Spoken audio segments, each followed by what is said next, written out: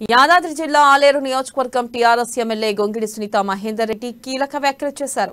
కొండపైకి ఆటోలు అనుమతించాలని ఎమ్మెల్యే ఇంటి ముందు నిరసనకు దిగిన ఆటో కార్మికులతో మాట్లాడిన గొంగిడి సునీత ఈ విషయంలో తానేం చేయలేనని నా వల్ల కాదని చేతులెత్తేశారు. అంతకుముందు ఎమ్మెల్యే గొంగిడి సునీత మహేందర్ రెడ్డి ఇంటి ముందు ఆటో కార్మికుల నిరసన వ్యక్తం చేశారు.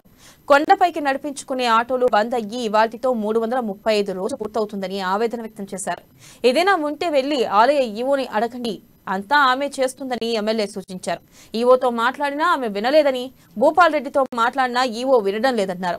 సీఎం దగ్గరికి వెళ్లినా ప్రయోజనం లేదని తెలిపారు. ఇక మీరు ఆటోలు ఒక్కటే నడుపుతాం అని కాకుండా వేరే పనులేవైనా చూసుకోవచ్చు కదా అని ఎమ్మెల్యే చెప్పారు. ఈ విషయంలో తన వంతుగా చేయాల్సిన ప్రయత్నాలన్నీ చేశానని, ఇక తన వల్ల కాదని, తానేం చేయలేనని ఎమ్మెల్యే చెప్పారు. మీరేమైనా చేసుకోండి, నన్ను క్షమించండి అంటూ ఆమె అక్కడి నుంచి వెళ్లిపోయారు.